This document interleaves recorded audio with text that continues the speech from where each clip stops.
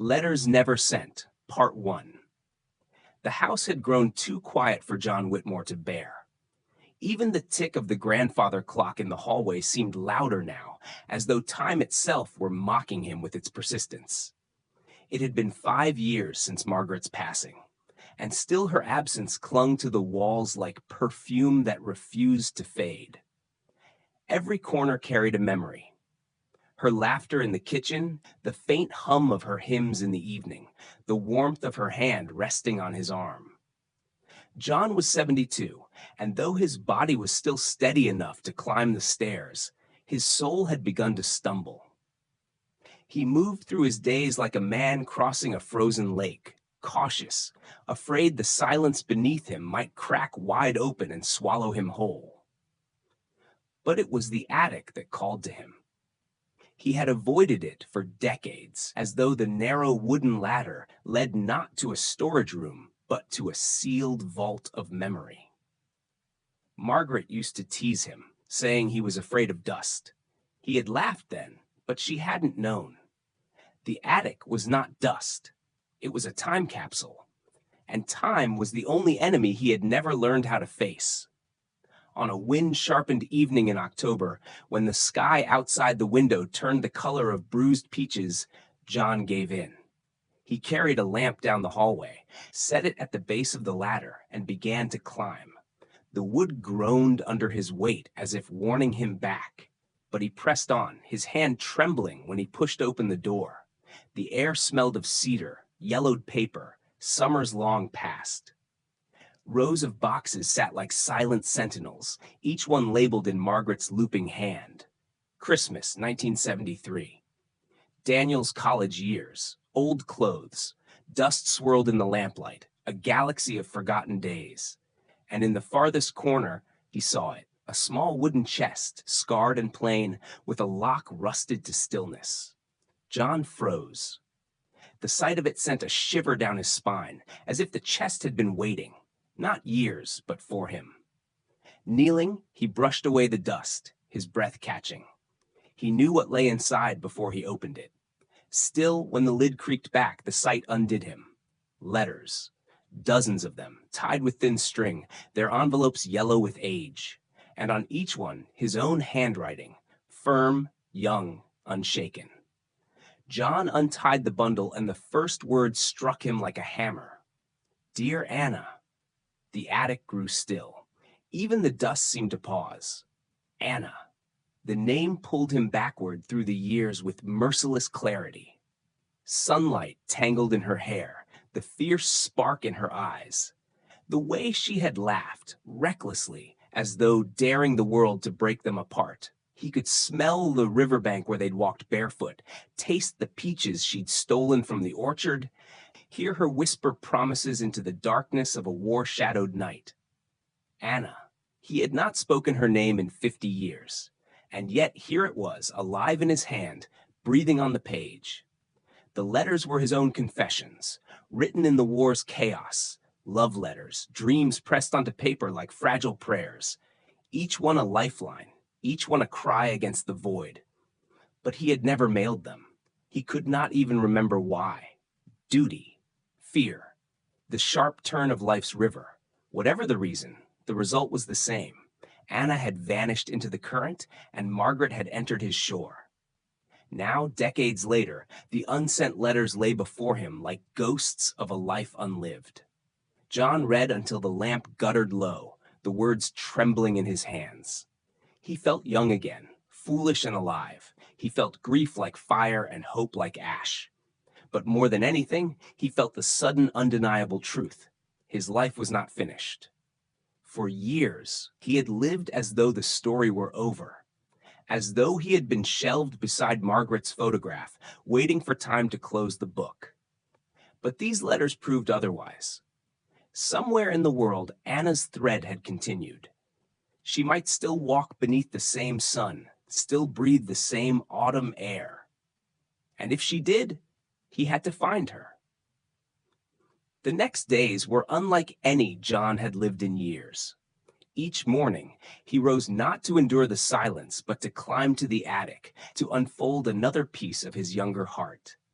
The words spoke to him as though from across a canyon of time. Naive, hopeful, unscarred. Each one painted her image sharper, her wild hair, her stubborn joy, the way she once looked at him as though the two of them could outrun the war itself. But the letters also left him restless. They answered nothing. Where had she gone? Did she marry? Did she live long? Or had she too become only a name whispered in some other attic? At night, John dreamed of her. In the dreams, she called his name, standing on the other side of a river he could not cross. He woke with tears dampening his pillow, the house echoing with his own ragged breathing. Until one morning, frost silvered the grass outside, and he decided. He was 72 years old. He had buried a wife, seen his son grow old enough to leave, and watched most of his friends vanish into the earth. He had nothing left to lose but time. And time, he realized, was bleeding through his fingers, whether he stayed or whether he left. So he would leave. He would follow the faint trail of memory. He would chase the echo of her name. He would not die without knowing.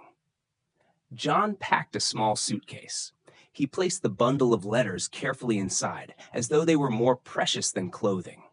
On the kitchen table, he left a note that no one would read.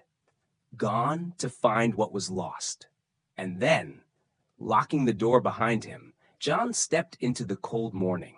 The sun rose pale over the horizon, the same sun Anna might be seeing, somewhere far away. For the first time in 5 years, his heart was not heavy. It was racing. Letters Never Sent, Part 2.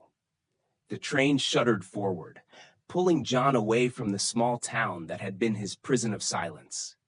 He sat by the window, watching frost-bitten fields slip past, rows of bare trees like solemn witnesses lining the horizon. The letters rested in his lap, wrapped in twine.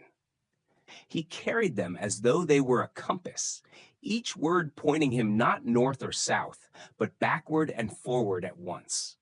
At 72, he felt absurd. Who boards a train with nothing but a suitcase and a ghost? And yet, there was a quiet strength within him now, a pulse that had not beat so fiercely since his youth. He was not running from loneliness. He was running toward a truth he had long denied. The journey became a pilgrimage.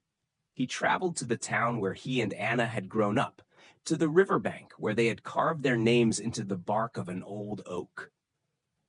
The tree still stood, though scarred and bent, as though time itself had tried to erase them and failed. His hand traced the faded letters, J+A, and his eyes burned. He visited a church where they once whispered promises during Mass, when war loomed and every word felt urgent. The pew creaked beneath his weight, and he bowed his head. "If she is alive," he whispered, "let me find her. Just once, let me see her again." But towns change and faces vanish. He asked in shops, at the post office, in the cafe where she once worked. Many shook their heads. Some remembered her laughter, but not her fate. One old woman, her hair a halo of white, said softly, "Anna left after the war. To the coast, I think. She was never the same when he didn't return." John. The words struck like a blow. He had been the one who didn't return, the one who chose silence over risk. His letters had never reached her, and his absence had carved her life in ways he could not yet know. Still, the clue was enough. The coast. It was winter when he reached Maine, the ocean roaring against frozen rocks. He walked along the shoreline, his breath clouding in the bitter wind, asking strangers about a woman named Anna, who would now be 70. Most looked at him as though he were chasing a dream. But one man paused. "The Whitaker cottage," the man said, pointing down the coast. "An old woman lives there, keeps to herself, been here for years." John's heart clenched. His legs carried him faster than he thought possible, the salt air burning his lungs. And then he saw it. A weathered cottage perched against the waves, smoke curling from its chimney.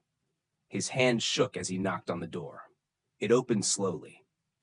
And there she was, Anna. Her hair was silver now, but her eyes, those defiant, laughing, firelit eyes, were unchanged.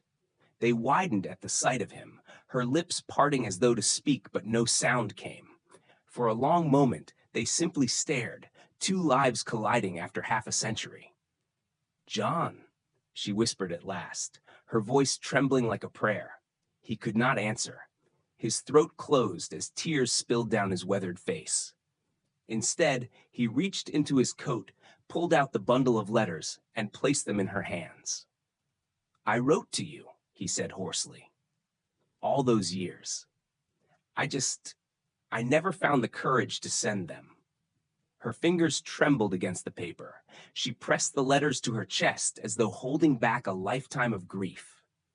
And then, before he could speak again, she stepped forward and wrapped her arms around him. The years collapsed. They were no longer 70. They were young and foolish, clinging to each other in the shadow of war. They were promises whispered beneath stars. They were laughter on riverbanks and peaches stolen from orchards. And for the first time in half a century, they were together. The weeks that followed were a rebirth. John stayed in the little cottage by the sea, helping Anna mend the roof, walking with her along the shore, reading aloud by the fire. They spoke of everything they had lost, but more importantly, of what remained. "Do you regret it?" John asked one evening, staring into the flames. Anna took his hand. Her skin was thin, her grip frail, but her voice was steady. "Regret is just love that never got a chance to bloom. But look," she smiled, her eyes glistening. "It's blooming now." They laughed more than they cried. They planted a small garden in the spring, their hands dirty, their hearts light. Neighbors began to speak of the old couple who walked hand in hand along the beach as if they were newlyweds. John no longer feared silence. For silence was no longer empty. It was filled with her presence, her breath beside him at night, the warmth of her hand in his. Years later, when John's steps slowed and his hair turned the color of snow, he sat on the porch with Anna, watching the tide roll in. He turned to her, his heart full, and said, "We've wasted so much time." Anna leaned her head against his shoulder. "No," she whispered, "we've waited for this time, and now it's ours." And there, as the sun melted into the horizon and the sea sang beneath them, John finally understood. Life is not measured by the years lost, but by the love we choose to carry forward.